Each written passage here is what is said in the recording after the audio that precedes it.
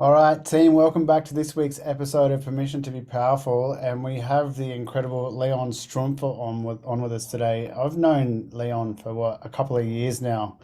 And this man is a dynamic thinker. Like some of the ideas that he comes up with, and I'm going to share with you in a minute what that is because it's not just life changing or business changing or a little bit cool. This is a global impact project that he's working on, and it's just emerging. And I'm really excited for us to delve into it and dig deep, and also find out a little bit more about the man behind it and people who think this big. But he's got this really, really great mission behind him, and he actually wants a better future for humanity. And his focus is, if you didn't know, he's from South Africa. He's calling in from South Africa. His focus is on in Africa emerging to markets globally. It hasn't been that great for him over the years, and they've been pushed around a little bit and pushed back. But he's one of the guys who are leading the forefront and really helping that country emerge.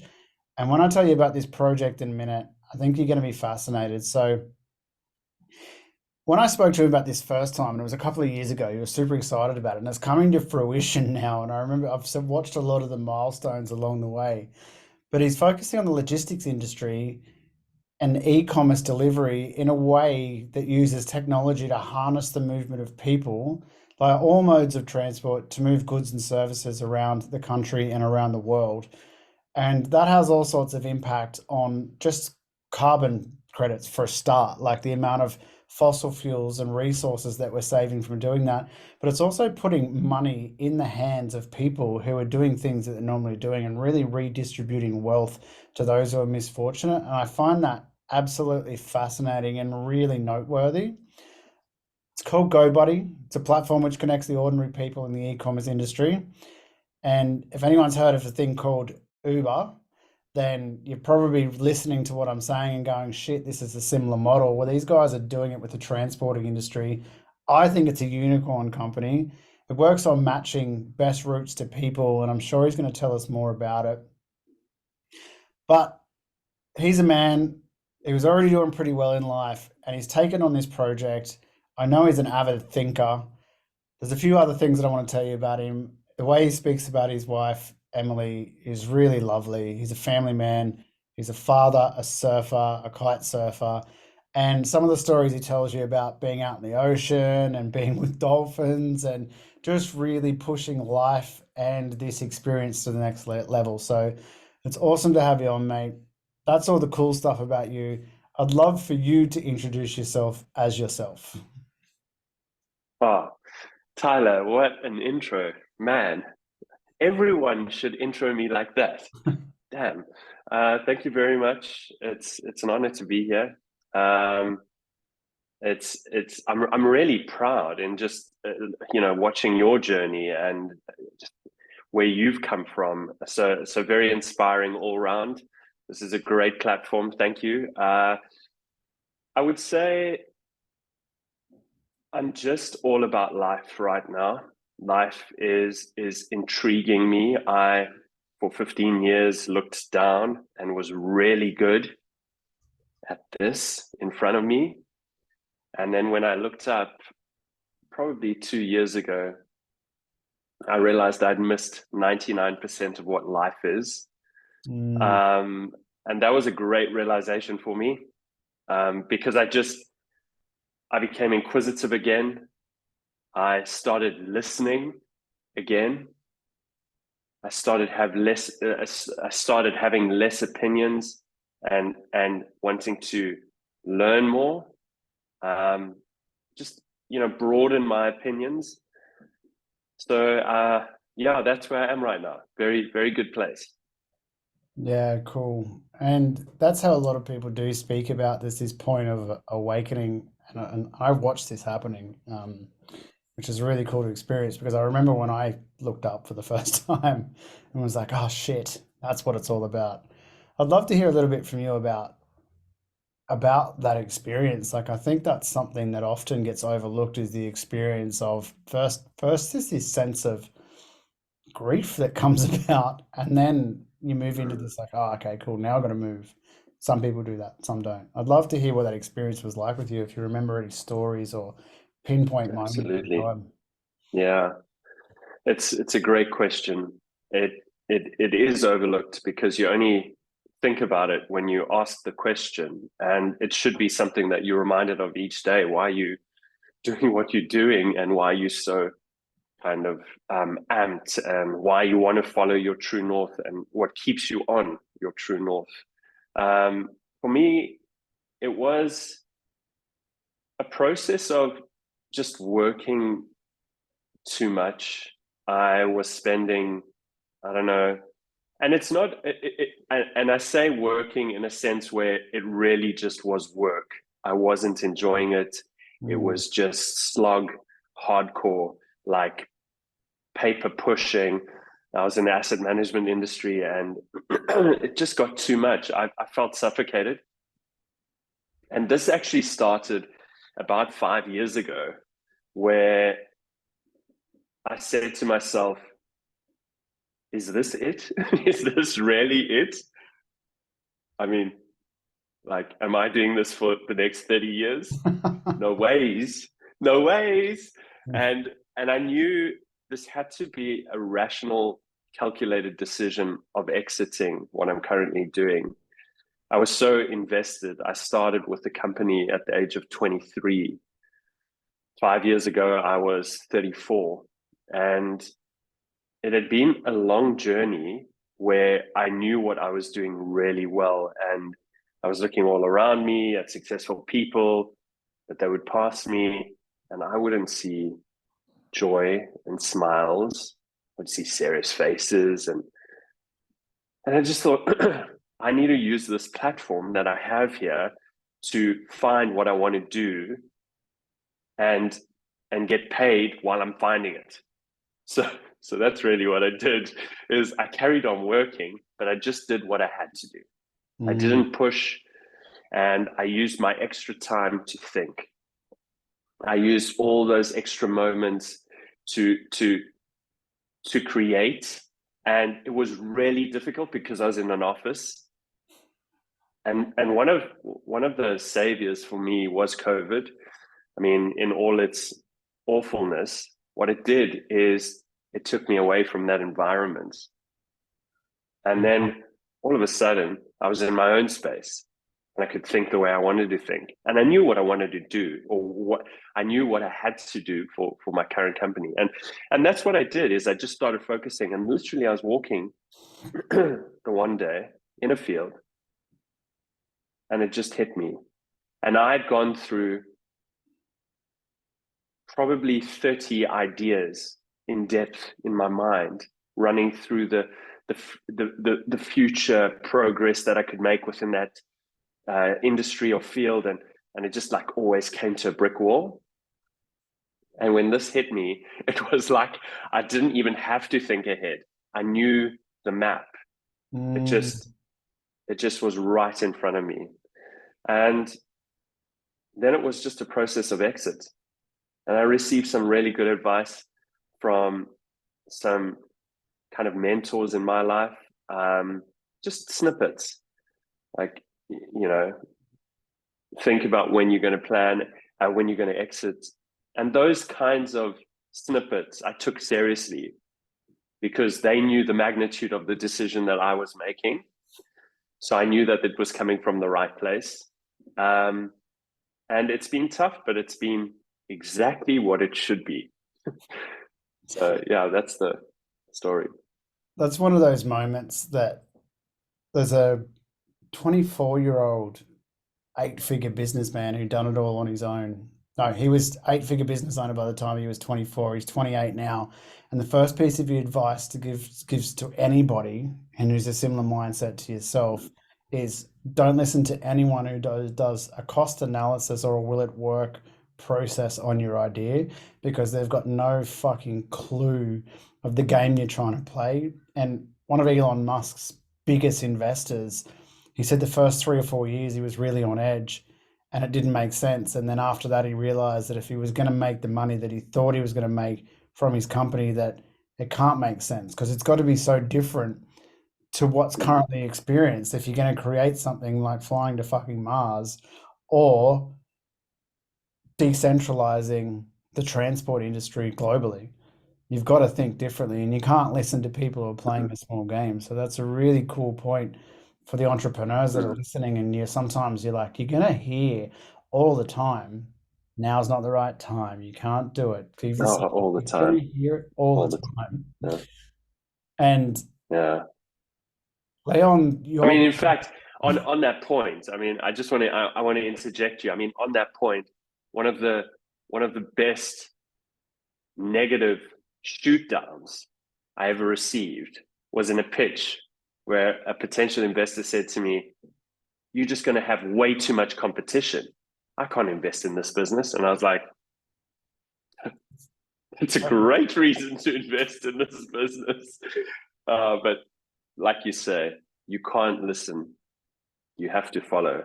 I mean, Mm. you have to create that path and follow what you want to follow. Yeah. Somebody's got to go first. Now, I'd love to like we've learned a little bit about the start of this, and we're at the start of the podcast. We spoke a little bit into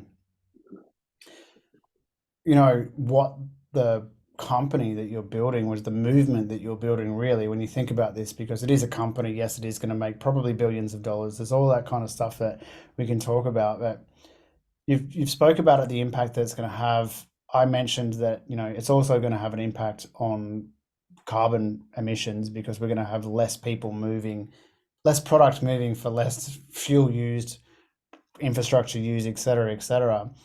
But what's the passion behind this? Because you've got to that point now where the idea come and everything's out of the way and you're ready to move. But is there a deeper sense of belonging or knowing behind this that makes you know that this is the thing that you're going to spend your life on?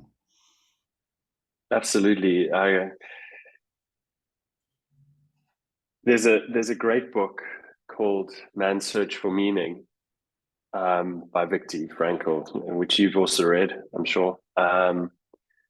And purpose is a powerful thing. It drives you each day. It fills you up when you're empty. It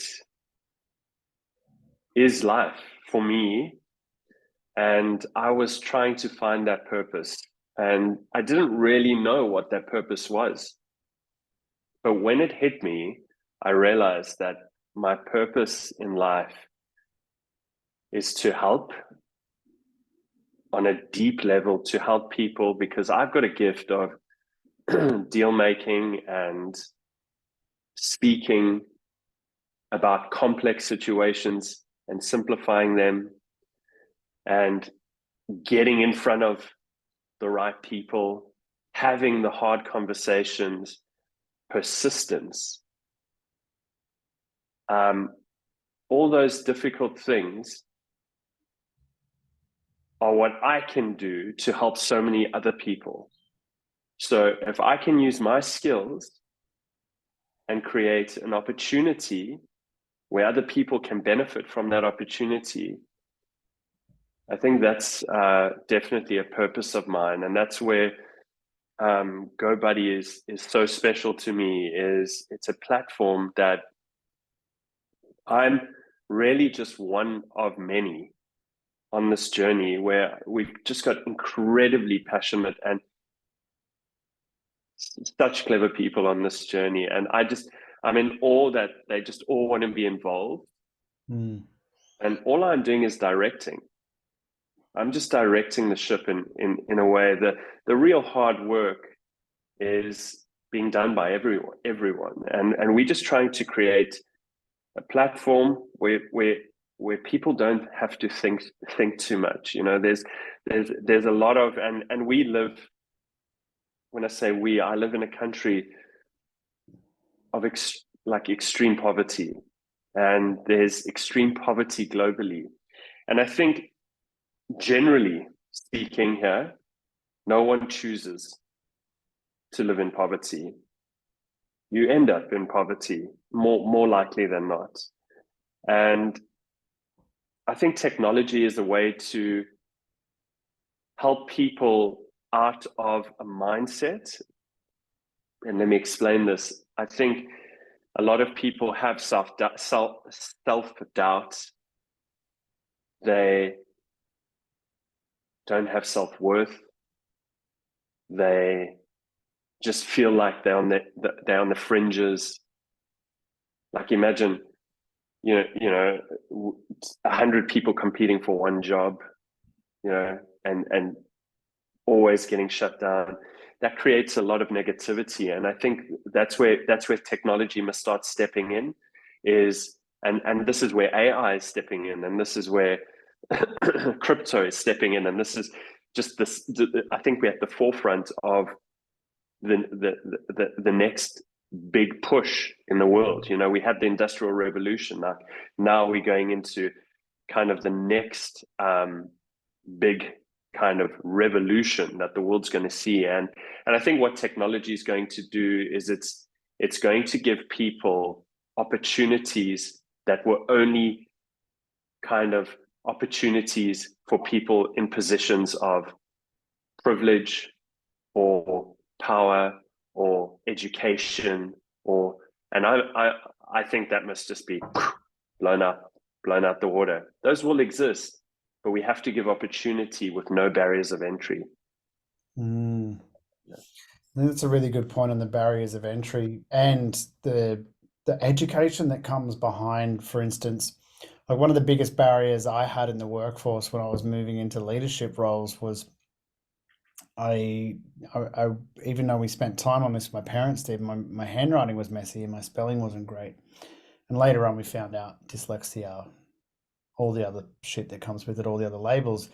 But I had to overcome that barrier, and it was actually the implementation of technology in the form of worksheets that I could fill out for the men that were already pre-written, and I just had to tick boxes, write names and right times, and rather than writing full on handwritten reports for people.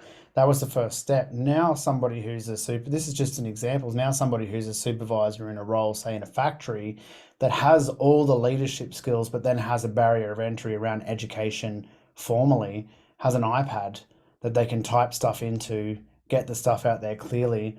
And we have people who are naturally born entrepreneurs moving into leadership roles, moving up really quickly because we have this limitation of, I guess, the communication aspect and how you transfer information from one person to other has been solved purely by computers. Now bringing AI into that with business owners and entrepreneurs that are coming through the ranks, like I'm going to switch back to GoBuddy in a second, and I think this is cool, but bringing AI into the works, you've got people who can use AI to schedule their day, who have problems with procrastination, with self-worth. You've got people who can use AI to spell check their documents and put it in a more formal or structured form. So their ideas are all through it, and they're able to get their knowledge out of their brain through talking into a phone and then having it translated into the way that we currently deem acceptable for knowledge to be transferred. And these people are getting successful fast, and that's currently in the middle class that's happening. We need to get that transfer of information into the third world class, which in Australia is a small percentage. In South Africa, it's astonishing. But GoBuddy is, and one of the things I love about it, and one of the things I loved about Uber was there's Uber walks. Like, you know what I mean? And GoBuddy is going to be the same thing in a major city. You're going to have a uni student who just wants to get ahead, who can go, right, I've got a whole day. I can't get a job because I can't be rostered on. I need to be focused on my studies. So I can listen to my textbooks and I can just pick shit up and walk around, and I can make money on the go for the entire day, right? And still be learning, still be studying, and still getting ahead, and get them in a position, right, financially, where they can pull themselves out of poverty through that option. And I just think it's fucking cool. I really think it's cool. I know. there's 15 million people that catch public transport to work every day in South Africa. Now, I think the whole population 26 million of in Australia isn't 26 million. That's right. So we have 15 million people catching taxis and buses daily. Between these two nodes in South Africa, Soweto and Johannesburg, which isn't far away from each other. I mean, it's just like a suburb almost, but it's, let's say, 20 k's. million people travel that route daily. A million Wow. people. And And all these people are just sitting. how many packages? No packages. No packages. And I think, that's the beauty of what we're trying to do here is we're just trying to, I mean, this is the way delivery was. When 100 years ago, when you wanted to, let's say like 200 years ago, when you wanted to send something to the next village, you'd send it with a traveler that would be on their way. Trust was there. You didn't know that person. They didn't have a badge. They didn't have a uniform or label. They were on their way there. Can you just drop this off? Of course. And one of the biggest things we get is, man, Leon, are you guys not scared? I mean, how do you trust someone to take it? And I just think it's funny. It's funny. I actually had this, and I'm going to divert while I'm talking. I'm going to interrupt myself. One of my mentors in life was this very awkward man, but very successful, who had this timber mill in kind of the valley near to where I stay, and just lives in the mountains, but he owns plantations of mountains of just trees, and over the years he started off in a caravan, and he is the most awkward, most abrupt man you have ever met in your life. And one thing he said to me, now he's 65, just like 2 years ago, as we were talking, and he said to me, Leon, if I'd been more trusting in life, I'd be more successful. And I just thought about that, and he said, if I've got any advice from you, is someone always had to earn my trust.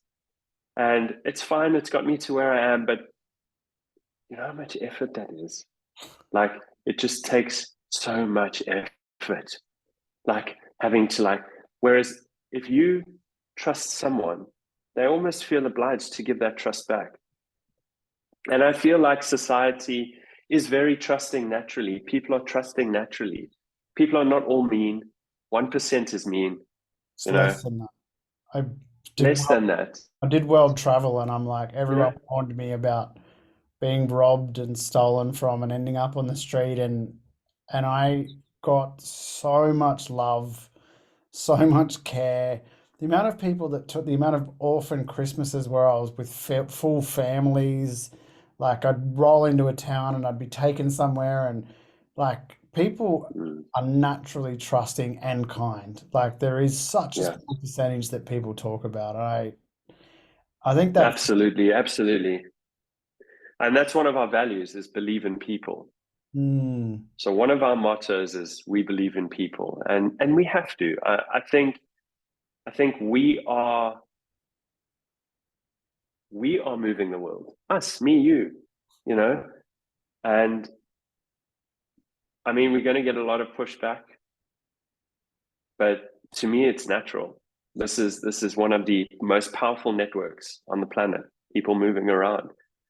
Just offer them the opportunity to take something while they're moving. See what they say. So far, so good. I'd love to dig a little bit more into that motto of we believe in people, because it sounds like it's something that you've formed a pretty strong opinion about. It's something that you've looked at and gone, there's, because you hear quite often the opposite to that. So tell us a little bit more about that. Where does that Yeah, so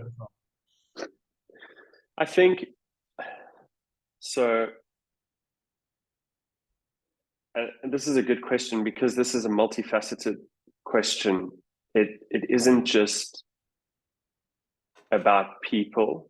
It's also about the timing and like creating this awareness. And I think what we have just been through in the world is an extreme event. Those 2 years that were lost. all gained? I mean, all gained. This is a product of that. Mm. I mean, we don't have any office rent in our business at this moment in time. What a bonus. That's so good. What a bonus. No traveling across the country and having to sit in front of me. We are getting clients, big clients, every week, and we've only met them through this medium. It's just incredible. And I think what this time is now about is it's about connecting Mm. people. Like, so what I'm very passionate about right now and is I think it's the right time now. People are connected on their phones. E-commerce is a reality. South Africa was way behind the curve before COVID happened. It was 20%. No, when I say 20%, it's actually more as a ratio because we were on e-commerce adoption of about 32%. Globally, it's at 56, closer to 60% e-commerce adoption. So we were lagging, but after those 2 years, we caught up drastically. So I think it's the right time now to bring about this philosophy of here's a catalyst, e-commerce, here's a platform, and if those two can come together, why can't we? And that's where we trying to create more than just and when I say more than just a company, I mean that in the sense of the effort we're trying to put out there, the message we're trying to put out there is like, hey man, let's help one another. Let's connect with one another. Let's believe in one another. Let's like trust in one another. Like when that dude pitches up at your door, you're like, hey bro, thanks man. Like, how's life? Not just Mm. put it at the door, or like the guy rings the bell, slip a note under, or it's so there's a like a film of glass between in many interactions these days. I feel, and we're just trying to create unity here. So maybe that's a bit about why we want to start believing in people more. And it's not that we don't believe that courier companies don't believe in their people. It's not about that. It's about saying there's so much opportunity out there. I mean, the opportunity in South Africa is huge. It's an enormous market where only 8 companies are benefiting. Mm. That's a problem for me It when we've is. got huge poverty. So So yeah. this glass that you've mentioned, because I've heard this spoken about in relationship coaching before, and relationships are relationships, whether they're with a loved one or with your delivery person. And one of the concepts they speak about, and I think what you're trying to talk about in this point is there's a film of glass between everybody, and often the glass is dirty. Often Mm, all of your preconceived ideas, misconceptions, whether they be racial, sexual, trust, untrustworthiness, all of these things. And I love that what you're saying is those little interactions where if you believe in your people as a company and then you get the distributor believing in their people as a person, and then you get the receiver believing in the person, and these little conversations, every single little conversation is going to clean the glass bit by bit. And if we just focus on cleaning the glass, then we're looking at a better future. We're looking at something where people can see each other for what they are, not who the person who's looking or whatever they're going through in their shitty day or what they've been taught or whatever. All the reasons why we judge somebody can get removed by, hey, thanks, man. I really appreciate it. I hope you have. absolutely. Absolutely. I mean, that's where you mentioned Uber. I think Uber is such a fantastic company. They have they've they've just broken down and crumpled it up and thrown it a million miles away. An idea that people had in their heads that they were like, no, no, no, this is not how it works. This is how it works. And I love that. I absolutely love that. Airbnb did the same. And it's just, when you get into an Uber, I've found this. I don't know about you, but when I get into an Uber, and maybe it's just because of the industry I'm in, I chat to the dude Straight or up. the lady Every sitting there, time. like, hey, what's happening? How you doing? Whereas if I get into a taxi, I don't have that same interaction. No, there's often a glass thing or a steel There's a plate glass. in the It's wall, and weird. it's It's unnatural. weird. It's It developed into something where I think they just kept adding fear-based apparatuses and knowledge around the cab, but the handoff in a cab, right? You think about this. Best way to explain it's a night out. We could use a business meeting, but a night out's more fun. So you get in a cab, it picks you up from your house, you ring it, and you don't know when it's coming. It's fucking frustrating. So you're sitting there waiting, you're in your early 20s, and you're like, oh, maybe you're in your early 40s if you love to party, and then you're waiting, and then the cab kind of comes at a time when they feel like it. And then you get in, and they've normally got shit radio on, and it doesn't feel comfortable. And you're sitting in the cab, and you don't know how much it's going to cost. You don't know who the person is. And then you get there, and then you have to get out of the car and stand on the side of the road and make a payment to this person. And you're not even sure how many kilometers they did, like whether they took you the right route. So all these things that make you feel super like uncomfortable. And I remember the first Uber I booked and I got out and I was like, man, that that handoff. was easy. Yeah, Got yeah, out and I was like, and he goes, thank you, and drove off. And I was like, just the payment yeah, made it worth it because I didn't have to yeah, do it. yeah. It's just like simplicity, efficiency. I mean, that's another passion of mine. Like at this moment in time, like I worked in a massive corporate, and we had an account with a courier. So you just like fill out the form, leave it at the reception, boom, it would go.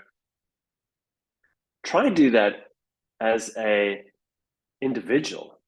Oh, Try and like go to a courier. It's like a maze. What's the dimensions? How much must I measure? How must I like package this thing? How much is it going to cost? How far is it traveling? Like, and I think I that's where sold these technology, yeah, is solving problems. I sold Absolutely. these leather journals to make extra cash when I was first sort of moving into the entrepreneur world. Found a product that everybody wanted that nobody was willing to import, and I imported it, and they were like $150, right? Profit was about $80. I didn't account for packaging, but they were 100 grams over the weight before they went to 30 from $7 to $33 packaging. So I had two options: rip out 60 pages out of the journal. This was my options, and this is my process. Or I cut out my profit. So I ended up Uh, making uh, people pay for postage and getting no sales in the wider area. I just was like, no, I'm only going to sell locally and you got to pick up. So it kind of just ruined that business. But something like GoBuddy, I would have just went, hey guys, this has got to go here, and who hmm, wants it? yeah, yeah. I mean, our pricing, the way we derived it, our pricing was how, and this is how simple it is how much is a person willing to accept to do that? That was our metric. It wasn't like, we want this kind of margin. It was on our lowest category. How much is that person willing to do that delivery for? And Mm. feel like, okay, you know how many people we spoke to, and it's all about people. It's all about fair. It's I think the thing is, and again, it's amazing how the circle comes back, and I really do feel like if you follow your guts and if you are fair and if you kind of practice what you preach and just all these things come together, it works. You don't feel anxious. You don't get pressure. The conversations flow. The explanations are easy. And I feel like a lot of the time, you know, it's hard sell in most business. Try and get it. You know, it mustn't be like that. I feel it The must future. be. That makes sense. That's fair. Cool. Yeah, everyone's winning here. The win-win is the new Yeah, paradigm for the future, and we've absolutely. we've talked to. I've been going to events recently in Australia, and I watched Janine Alice speak, who you probably wouldn't know, but some Australian listeners would. She created Boost Juice, which is a huge juice smoothie company in Australia. She's went from like basically lower class Australian to now she's a multimillionaire with like several companies. And one of the policies, she actually did a real customer is right policy and the workforce get a say. And she never allowed staff to say, "Oh, we that's just policy, and we can't solve your problem because that's just policy." She goes, "Because that Yeah, makes you more important than your customer." So she was always about making the customer first, and that company is huge. And she changed the way people do business in Australia, especially food chain stores, because you don't see many other juice bars. Like hardly any, and the independent ones do well. But their policy is it's like bright, bubbly, exciting, cool music, fast service, reasonable price. And if there's a problem, like with your smoothie, they just change it. She's like, if it tastes bad after 2 sips, bring it back. We'll give you a new one. Like, no questions asked, no issues. And that kind of behavior is starting to trickle through. And I think it's this people want access to stuff, but they also want the ability to be able to have a say in what they're consuming, whether it be a car, a hotel room. Like Airbnb started with a few guys at a concert who just said, "Well, you can come crash on our floor," and it blew up into this multi-billion-dollar company about access. Uber was about access. Boost Juice is about fast, quick access that you can return. GoBuddy, that's the point. That access. you've just hit the nail on the head. It's access. It's simple. It works.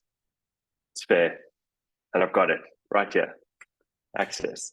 You know, absolutely. I just, as you were talking, I just had a thought. It eludes me now, but I'll think of it later. I It's can't probably remember what I was going to say. Yeah. it'll come. There's probably plenty, there would be definitely people out there, especially some of the older business minds or people who don't believe that you can trust everybody because we talked about that 1%. Mm, So you are going to mm, have problems and mm. like the problems are going to happen with any business. That doesn't mean that you don't do it, but Oh, that's it. Sorry for interrupting you.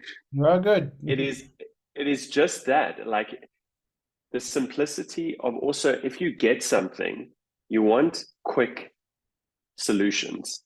So if there's a problem, like how are you going to help me? It's fantastic having a great quick access, good solution, but how's the follow up? What happens? And one of the small things we did, which took us months to accomplish, months, is we were in consultation with the insurance company that we're working with. Fantastic business. They are trying to disrupt all the big insurers in South Africa, and they're not small by any chance, but they're not as big as the conglomerates, shall I Mm, say? And we were just saying to them, look, this whole claims process, if something gets damaged or something goes missing, even more so if something is stolen, it's stolen. why do we have to wait for, the police to get an affidavit and this and that? Let's just settle.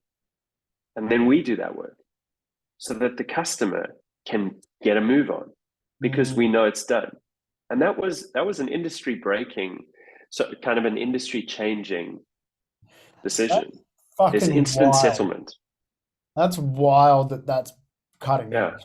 That should have been Yeah. invented So 50 years ago. absolutely. So like if it's done and boom, there's your money. Get the customer the thing quick. Not they need to now forfeit that and then, claim at the end of the month. And it's like a whole, like we must build that process so it's easy for them. Because easy is good, hey. Anyway, that was one of the things as you were talking.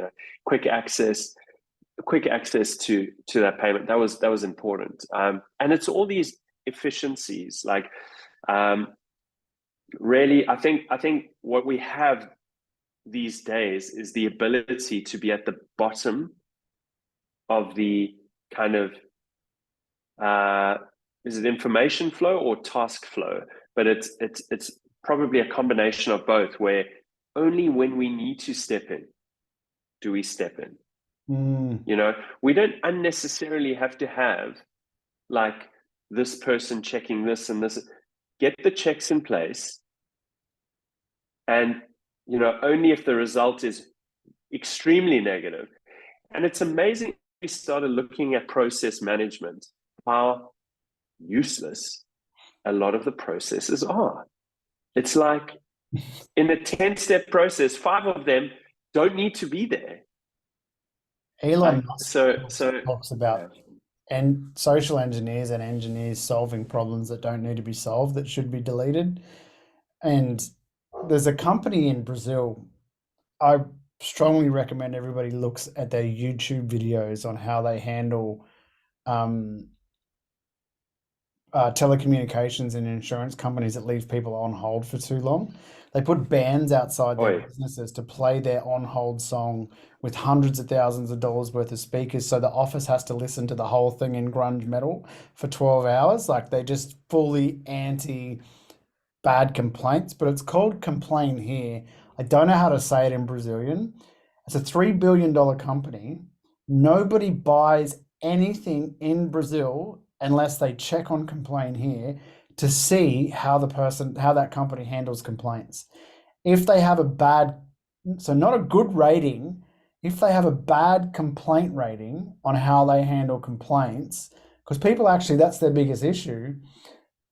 If they have a bad rating, they move down on the thing and they have to basically go in consultation.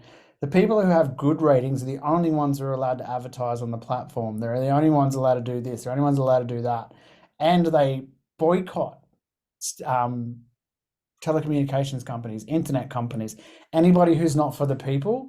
That company's just about to expand into other global things. It's another disruptor. And I think it really just touches on that. I met this guy about a year ago. Do you know how he started it? He booked a flight.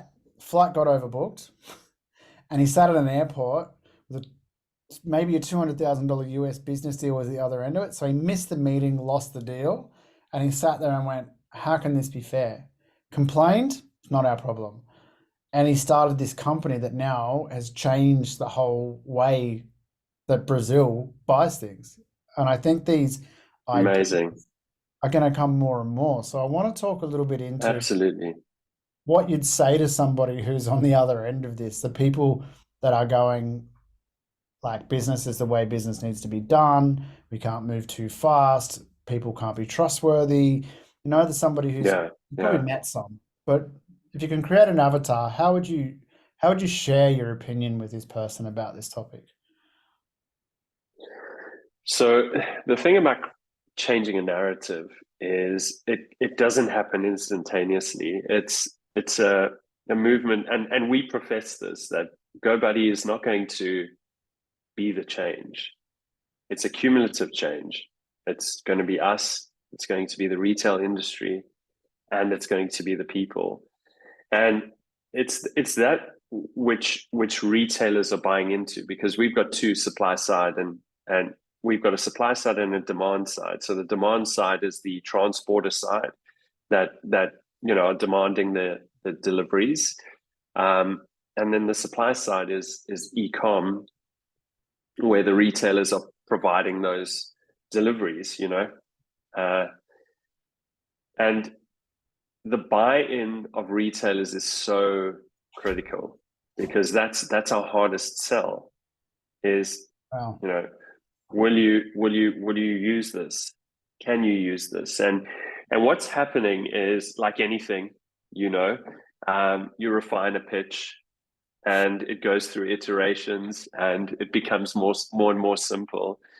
But it really is about, look, at this moment in time, you are always going to chase transport costs.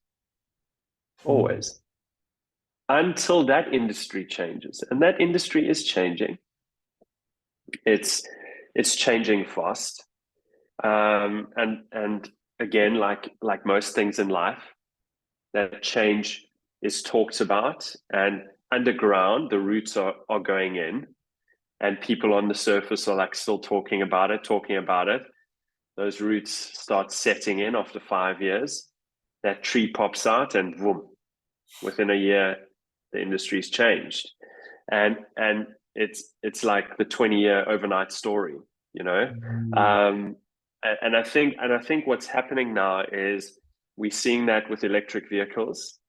So electric vehicles are definitely taking hold of the transportation market, and it's going to become faster and faster. And within 5 years, we're going to see a lot of vehicles on the roads that are electric, majority. Whereas, emerging markets might take slower. So until that change comes, these retailers are stuck. They're stuck with the cost of inflation, the cost of oil, the cost of these operating expenses of these courier companies that are just going up and up and up and up and up. And they're increasing their prices. It's a vicious circle. So all we're saying to them is, how do you break this? How do you break this? You have to participate if you want to break this. And the only way to participate is to work with us. And the way to work with us is to allow us the opportunity to do a search for someone of the public that's moving around. And we're not going to break your system. We're not going to do anything. We're just going to look for someone.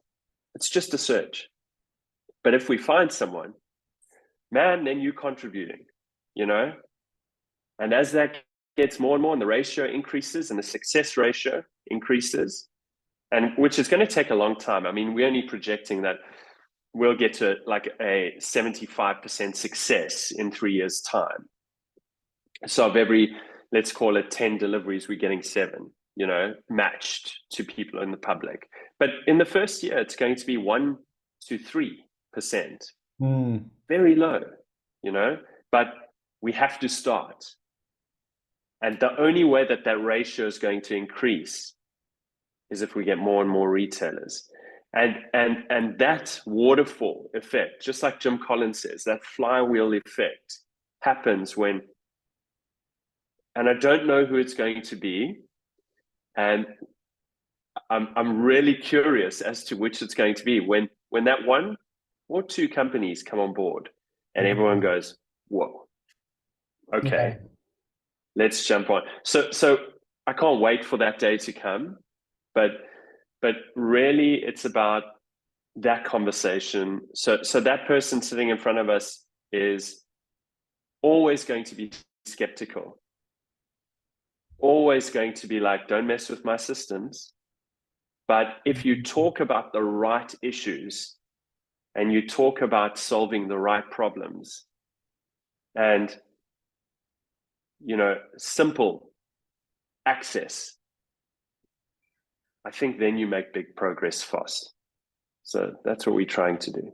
You'd share with these people, anybody who's listening to this or is in the opposite opinion, it's like, actually, are you listening to the right things? Are you looking at the points, or are you looking at the past? Because that comment that you made just about the price of oil, that's not stopping. That price of oil is not going down, and the price of transport's going up. And what GoBuddy and any other institution who is doing these things is looking at changing the cost of this dramatically. Like, I can imagine that what is someone willing to do to take a package across town compared to putting in a truck with two employees and no business owner and all that is a very, very staggeringly different price.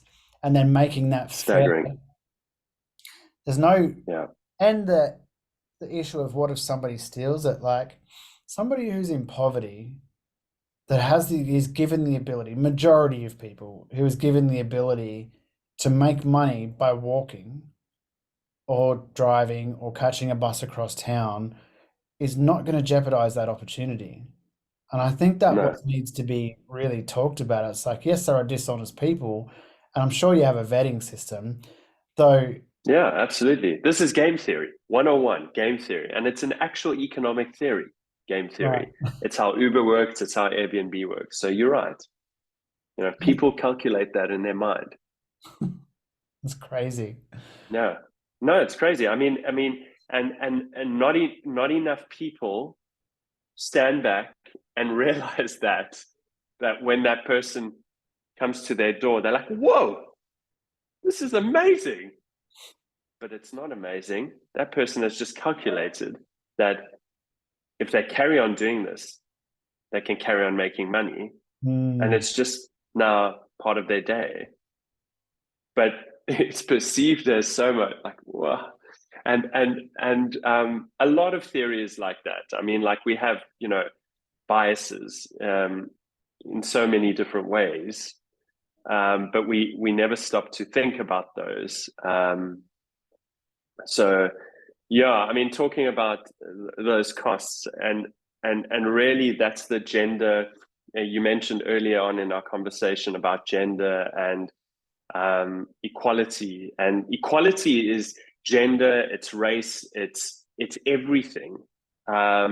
And I think if you really had to look at barriers, there's a lot of barriers.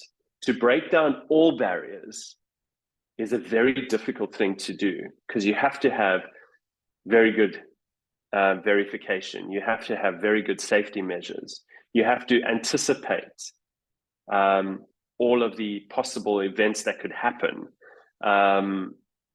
And once you can derive at a result, like an answer to all those different questions, and create a platform that is gender neutral, that is race neutral, that is fair, and that is available to anyone, that excites me. That excites me because and I hope that there's 10 of these technologies very soon in South Africa, because then all of a sudden, someone who's feeling really down and out in a township on the outskirts of Johannesburg, who hasn't got an education, but I mean, so and let me put that into context. That township is not getting delivery. Why are they not getting delivery? Because courier companies are too scared to drive into that township and deliver because they think that their van is going to get hijacked. So they just don't do it. So because of a thought and because of an action from a company, the service delivery is not happening, which should be open to everyone. So what we're doing is we're not only opening the platform, we're opening distribution for retailers to say, hey, there's a whole new subset of customers right there that's opening up. And it's really that it's about creating this buy-in for the whole industry. So a platform like this is really wonderful. So thanks for this opportunity, Tyler. Sure. You're very, very welcome. I'm completely behind the narrative and the story and just everything that you're doing. And I wanna switch into just a little bit of fun, but because we've gone pretty deep, and we've probably got about 10 minutes left before we wrap it up. But I'd love to hear your best worst joke. Okay. Wow. Maybe, and I don't know which is best or which is worse. So, what's the problem with twin witches? I don't know. What is the problem with twin witches? You don't know which witch is which. Oh, um, and maybe another one is wow, why did the mobile phone go to the dentist? why did the mobile phone go to the dentist? Because it had a Bluetooth. Ah.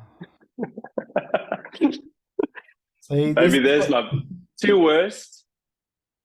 see, they were both great. This is what happens when you get a dad card. So Leon's a father, and once you get a dad Yeah, card, the jokes just get better, and they're both brand new for me. Every single joke I've had on this podcast has been one I've never heard before, and I'm going to have brilliant. children next year. I am going to be filled, like I'm just going to have my little black You're gonna book, be filled with jokes. just going to pull them out. All Yeah, right. my son comes up to me often and like, hey, have you heard this one? And sometimes I'll be like, he'll walk off, he'll say it and he'll walk off. He won't even wait for the reaction. And I'll be hosing myself in the kitchen. And he'll come back with another one, not even know. It doesn't even know that I've been laughing for half an hour. He knows. He knows how good they are. Hopefully. Yeah. He's red hot. So, on your journey, we touched on this a bit. What's the worst piece of advice you've ever received? Yeah. I think the worst, and this is on my life journey. I think the worst piece of advice is, timing means nothing. Like, just do it. I feel like there's a time for everything.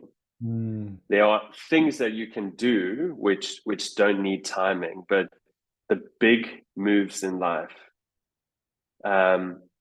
is all about timing. All about timing. I can remember I did one trade in my previous life, and if you talk about like moving quickly on an opportunity, it happened in the morning where this company, the biggest company in South Africa, listed a split. So it split into two.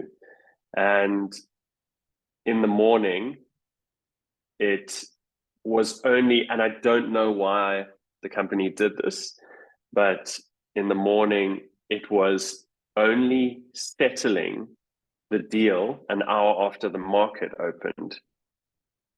So everyone's interest had to be put in the day before. Well, actually, like 5 days before, but up until the day before, you could kind of have your interest in, and the JSE had its interest in. And anyway, the company listed, but there were two of the same company. It was just its offshore arm and its domestic arm. And when it opened, I had my kind of whole trade done, booked. And it opened and the one was 20% less than the other.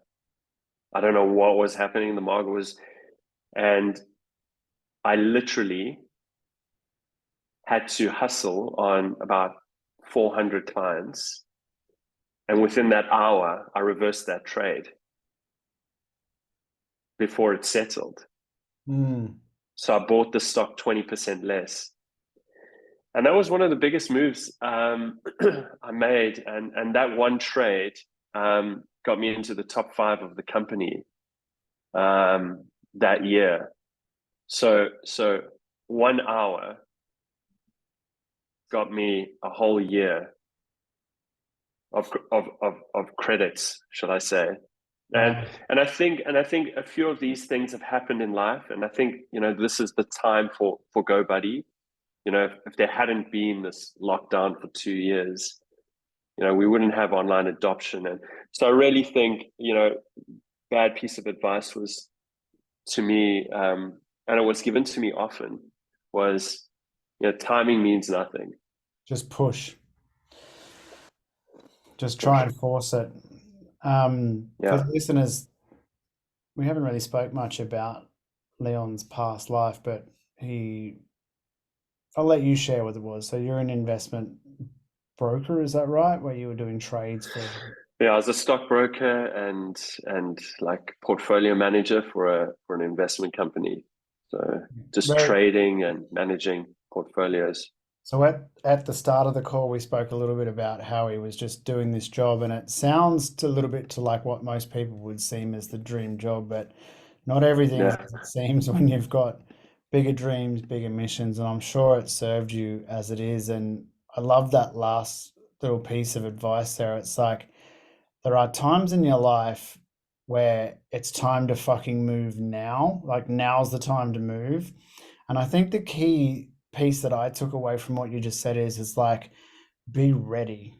You have to be Yeah. ready Yeah. to move You have when to be it's time to ready. move. That's right. That's right. Like back yourself and Mm, know in your heart that you can do it now. Now you're ready. Like now. Like no looking back. And you said it at the start of this conversation. Don't listen to other people. Listen to what you think is good advice, but the mm, rest don't listen to. that's awesome, man. Well, we really appreciate you coming on the podcast, mate, and I'm sure we'll have you back on again. If I'll throw it out there. I'm actually not sure if there is any opportunity, but is there any opportunity where anyone needs to, like if an investor wanted to contact with you, or if anybody wants to get on board as from a retail perspective, or even customers, how do they get in touch with GoBuddy? How can they make moves? How can they be a part of it? What do they need to do? Oh, thank you. Absolutely. So we're always looking to work with retailers and investors. So on the retail side, you can visit our website. Our contact details are there. GoBuddy.net is our URL website. And from an investor perspective, we just as interested. We always looking to partner with or create partnerships that will extend the reach, extend the opportunity. So always looking for people that have networks. So again, contact details on LinkedIn. You can search me on LinkedIn, Leon Strumpher. That's probably the best way. Awesome. Thanks, Tyler. Right. Cheers, Leon. And thanks very much for Cool, listening, man. guys. It was awesome to have you Thank here you. for another week, and we'll see you on next week episode.